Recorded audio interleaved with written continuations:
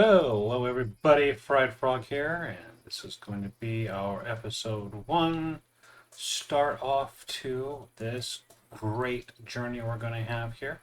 Uh, we're going to dive right into it here. First things first, let's get into the old cheat chest here and take it all. Why did that lag on the first open of a chest every time? I don't know.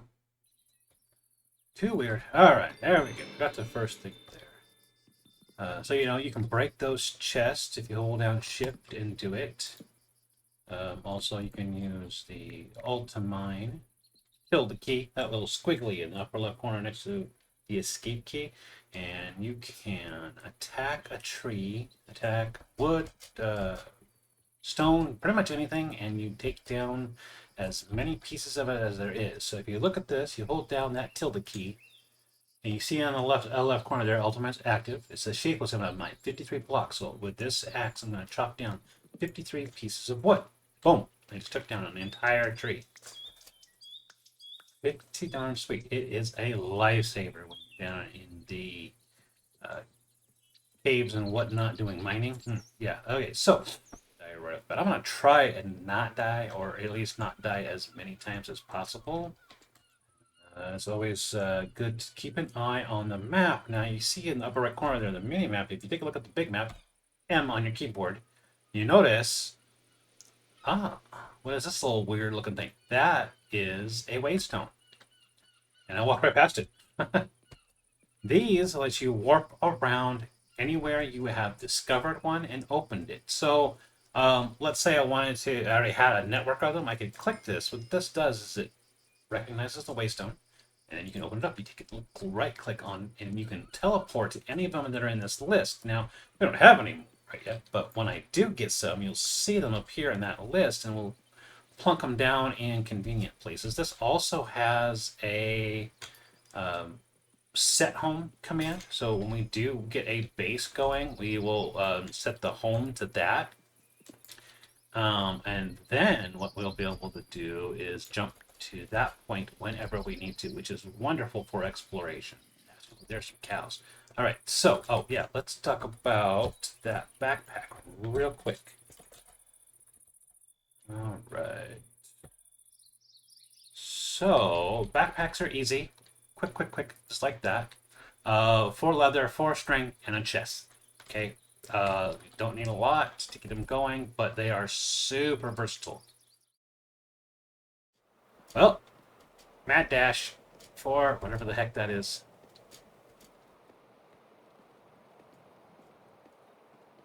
This does not look good.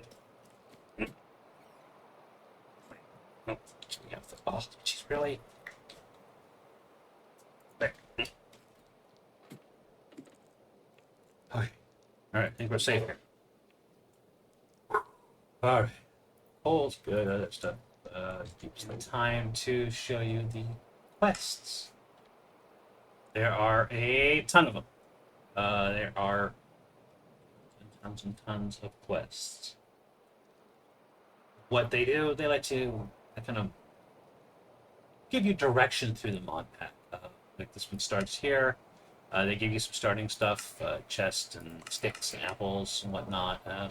I am not going to force you guys to listen to me read through all of this stuff here, but what I'm going to do is just go through, take your time, read through all these things. It's great starting points, and get you right into the start of everything.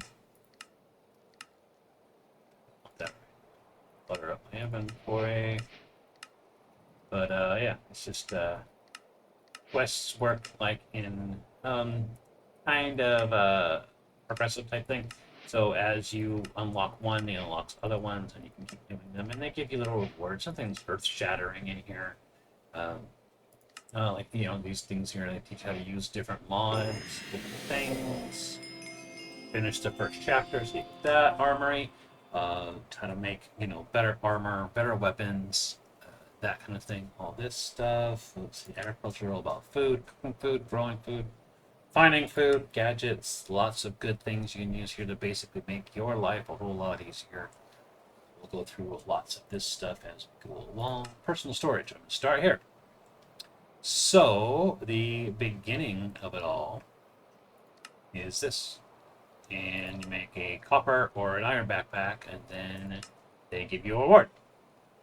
And it can be anything, they're random rewards, but then you get more rewards as you make more parts of the backpacks. These are banks, which are large storage areas. These are tanks, which are large liquid storage areas. Good stuff to do that. Organized storage, this is where things get crazy with storage drawers. Uh, let's see, we got refined storage, I think, and um, uh, AE2. Yeah, Flight Energy 6.2. Both great storage mods. You got tanks for fluids, energy, bins for larger amounts of stuff. Again, more larger stuff.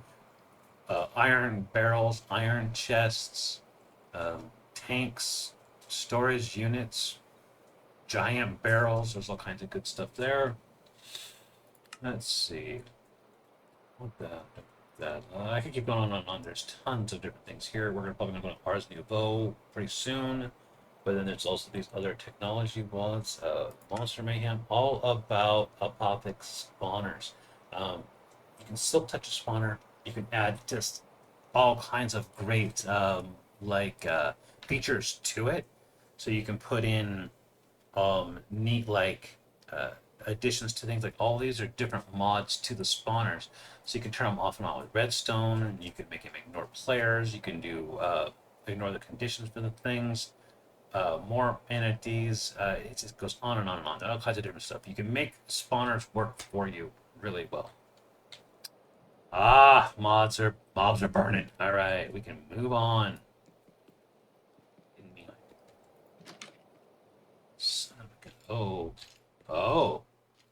Oh, here we go. This is where it starts right here. This, I believe, is a rogue dungeon. I think. 100%. I don't know why it's got glass windows, but okay. Hold on, let's fix some stuff here. We need to make sure we got a stabber thing. Probably do torches. Alright.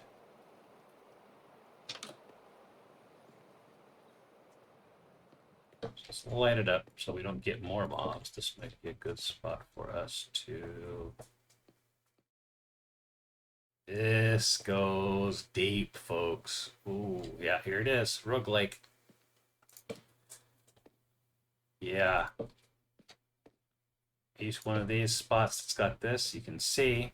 Yeah, see right in there? Yeah. Oh, this is where we're going to start. So I'm going to put it right here. There's usually a bed in here somewhere, too. So the first thing you do is you say set home. And that's all you do, / set home. And what it does is it makes this square I'm standing on your home. So let's say you're out and about exploring and you're in trouble, you're out of food, you're almost dead. You can say / home. And what it does is it'll teleport you right back to this spot. Extremely useful later, but this is the start right here. And I know it's tempting to break these spawners so that it's safer, but what you want to do is save them, torch them up so they can't spawn, come back later with a silk touch, grab all the spawners, and then you can use that with the apotheotic stuff and turn them into your own personal spawn area. Like you can make a just crazy XP farm with these. So you rush in.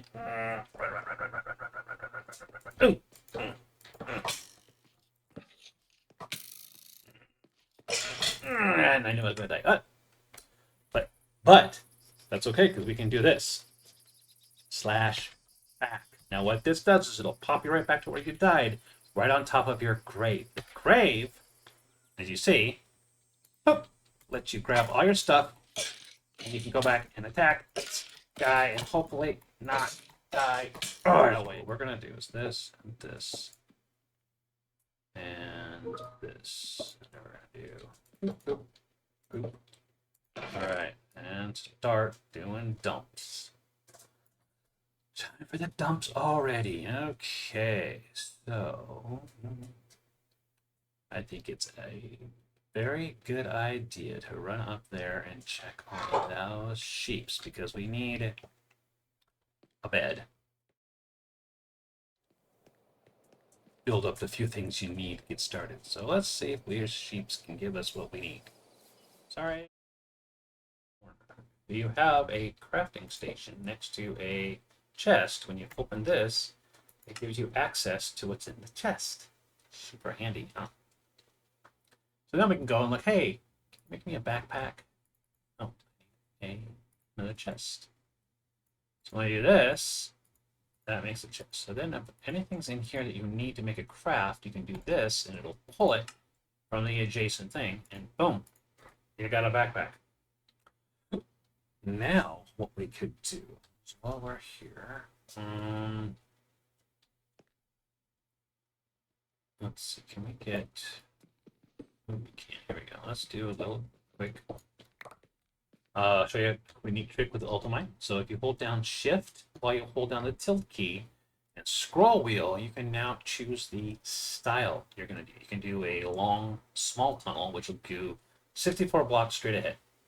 A small square does a 3x3 chunk. A large tunnel is a 3x3 chunk, but extends it out as far as you can mine. Mining tunnel goes down at an angle. Escape tunnel goes up at an angle. And shapeless does a 64 chunk of stuff. Here I'm just going to do this. I'll do a couple of these because I need to make one of these guys. Yeah. All right. What we'll do is we'll just plop that down there and there. Okay. And then what we can do is give me that and that. Let's see here. Let's see. What am I doing? I don't know. That. Those. That. Those. This has got tiny coal. There's tiny coal in this too, but we just need some iron to get things kind of going here a little bit. So we can turn our backpack into an iron backpack right away. Super easy way to increase the size of the backpack. So if you look, one backpack has the size of what? 3 lines of a regular chest. And then I think when you go iron, it increases it by 2. And then if you go gold, it's the size of a double chest, and on and on and on. It gets bigger and bigger, but all it takes is that right there.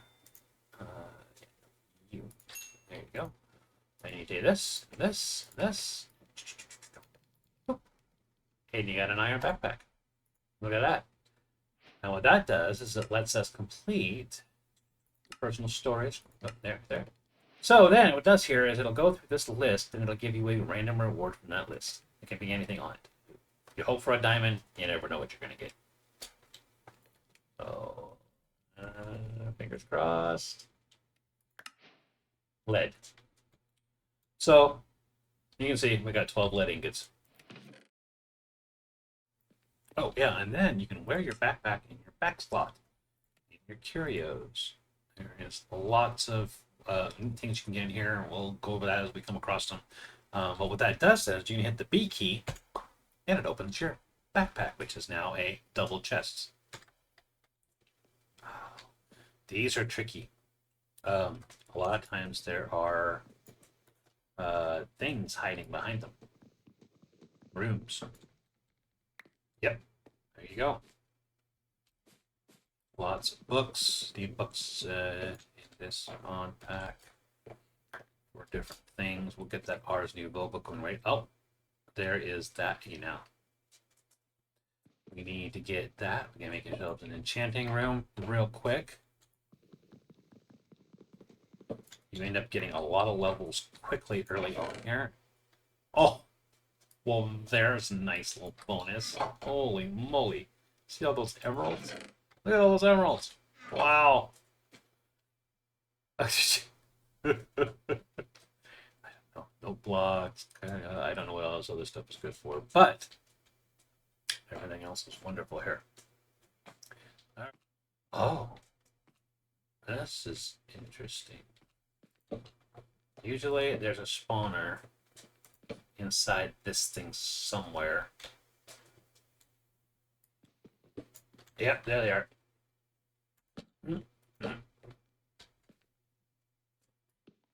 In the middle, there's a chest. Yep, and you can't get to it until you get past all this stuff. But if you torch it fast enough, they can't spawn and get you. Ugh, that was not very exciting. Okay, well, there you go. Ooh, jeez. Oh, God. Oh, that's not good. Oh, So I turned off my mic accidentally, so I'm going to try my best to re-narrate this here. We're talking about Ars Nouveau, making the Ars Nouveau novice spell book. Kind of what you need to get started in Ars Nouveau right off the bat. Also, what we're going to do here is make the next piece of Ars Nouveau, which would be the Scribe's Table. The Scribe's Table lets you create spells and whatnot, but what you need for that is some Ars Nouveau wood. So I did a quick RTP out into the world to see if I could find some of the Ars Nouveau trees. Here we're showing the glyphs that can be used to make spells. This particular one here, Conjure the Mage Light, yeah, it just takes a couple of items, which is a torch and a lantern. So here we are in the woods. I found a blazing archwood tree, the best archwood you can find. You can use it for more things later on in Ars Nouveau. Collected the logs and made sure I grabbed up all those saplings too, so we can grow some more later when we need more of that archwood, because we will be needing it, especially this brand of it later on when we need to collect source to do more advanced things in Ars Nouveau. So here's this. I'm going to grab the rest of those saplings, and then we're going to jump back home. Here is the crafting recipe for the Scribe's Table. Just a few archwood slabs, a couple of planks, and some gold nuggets. That creates the Scribe's Table. Now, we slap down that table, and then you hit it with your Mage's spell book. What that does is it opens up the area to show you what you have available for glyphs and what you can make. So anything that's grayed out, you don't have. Anything that's colored, you have. There are tabs along the side, 1, 2, and 3. That's for the different levels of your spellbook. Right now we have a level 1 spellbook. But what we're looking for right now to get by a little better in this dungeon specifically is a Conjure Mage Light. So what we're going to do here is you can look and see there are all number of different glyphs you can use to make specific spells. This one right here, we're going to work on those to Conjure Mage Light. So what that does is when you hover over it, it tells you this is how much experience it's going to take to create this spell, and then the items it's going to take. So then they hover above the Scribe's Table. Now, if you toss items onto that table, it will help you create that spell. It can also take things from a chest that's adjacent to it. So if you have a lot of these things that you're doing and you know what you're going to be consuming, it's easier that way. But this is a pretty simple one. Lantern is just that torch with the nuggets around it. So what we do here is we'll take this, we'll toss that on the table, and then you'll see it throws down a piece of paper, pulls out the ink. Yep, creates that glyph. The glyph will pop off and you'll grab it. Now, if you right click with that glyph, what it does is it creates that spell glyph. And now it's available when you hit the C key on your book to create a spell. Now, we're starting out, you only have a very few. For this one spell, the perfect thing is going to be a projectile form. So there's just the 3 forms to start: projectile, self, and touch. And then the other part of this spell is going to be a Mage Light. So what is it going to do now? And yes, I'm a nerd, so of course I made it Lumos. What it's going to do is now when you look at, so that right there, the bar that's how much mana it will take to consume to create that spell.